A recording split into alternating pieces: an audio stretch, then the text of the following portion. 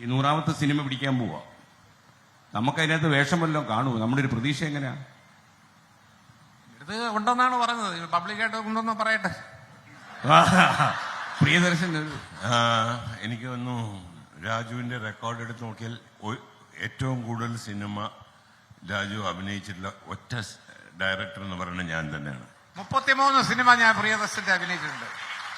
പക്ഷെ അത് ഇതിലും കൂടി തന്നെ ഹിന്ദിയിലോട്ട് പോയതോടി നമ്മുടെ കഞ്ഞിയിൽ പാറ്റ വീണു.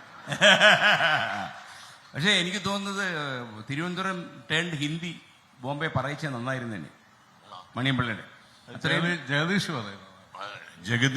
പറഞ്ഞിട്ടുണ്ട്. ജഗദീഷ് ഇന്നസെന്റും അഭിനയിച്ചു. ജഗദീഷ് മലയാള സിനിമയിൽ ഹിന്ദി ജഗദീഷ് അഭിനയിച്ചു എന്ന് മാത്രമേ ഞാൻ ജഗദീഷിനെ സമ്മതിച്ചത്. അവൻ എന്തും ചെയ്യും.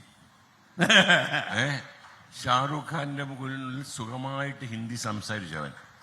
അതല്ലേ, വളരെ സുഖമായിട്ട് ഹിന്ദി സംസാരിച്ച് ഒരു തെറ്റുമില്ലാതെ ഷോട്ടുകൾ അഭിനയിച്ചു. ഷാരൂഖ് ഖാനെ മനസ്സിലായോ? ഇല്ല, സൗത്ത് ഇന്ത്യൻ ആക്ടറാണെന്നറിയാം. അല്ലല്ല, അതല്ല ഞാൻ ചോദിച്ചു, ഹിന്ദി മനസ്സിലായോ എന്ന് ഷാരൂഖ് ഖാൻ? മനസ്സിലായി. അല്ല, പക്ഷെ എന്നോട് പഠിച്ചാണ്, പഠിക്കാൻ മിടുക്കനായിരുന്നു. അങ്ങനെ ഒരു കുഴപ്പമുണ്ട്. അല്ല, ഇടയ്ക്കിടയ്ക്ക് നമ്മളെ കാണുമ്പോഴേ പുള്ളി ഇടയ്ക്ക് ഈ പുള്ളിയുടെ ജഗദീഷിന്റെ സിനിമയുടെ ആദ്യ കാലത്ത് പുള്ളിയിൽ ഒരു കൺഫ്യൂഷൻ ഉണ്ടായിരുന്നു. രാജു ശ്രദ്ധിച്ചിട്ടുണ്ടോ അറിയില്ല. അതായത് ഈ സിനിമാ നടനാണോ കോളേജ് പ്രൊഫസറാണോ വലുതെന്നുള്ളൊരു സംശയം. അപ്പൊ ഇടയ്ക്കിടയ്ക്ക് പുള്ളിക്ക് തോന്നും പ്രൊഫസറാണ്. അപ്പൊ എന്നോട് ഞാൻ MG കോളേജ് പ്രൊഫസറായിരുന്നു എന്ന് ഇടയ്ക്കിടയ്ക്ക് പറയുമായിരുന്നു.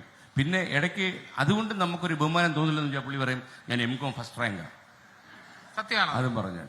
പിന്നെ ഈ എന്താ പ്രശ്നം, ഇടയ്ക്കിടയ്ക്ക് ഈ ആൾക്കാർ ഈ ഇദ്ദേഹത്തിനെ പോലുള്ള ഡയറക്ടേഴ്സ് കാക്ക തൂറി എന്നൊക്കെ അദ്ദേഹത്തെ കൊണ്ട് പറയിച്ചുകൊണ്ടാണ് ഈ MCOM ഫസ്റ്റ് റാങ്ക് ഇടയ്ക്കിടയ്ക്ക് പറയേണ്ടി വരുന്നത്. അല്ലെങ്കിൽ പിന്നെ അതിന്റെ ഒരു ആവശ്യമില്ലായിരുന്നു. ഇപ്പൊ നമുക്കറിയാലോ യൂണിവേഴ്സിറ്റിയിൽ നിന്ന് കിട്ടിയത്. ലോകത്തെവിടെയായാലും ഏത് സമയത്തും 24 വാർത്തകളും ഓഗ്മെന്റഡ് റിയാലിറ്റി പാക്കേജുകളും എക്സ്പ്ലെയിനറുകളും വിശദമായി കാണാൻ ഞങ്ങളുടെ യൂട്യൂബ് ചാനൽ നിങ്ങൾക്ക് സബ്സ്ക്രൈബ് ചെയ്യാം.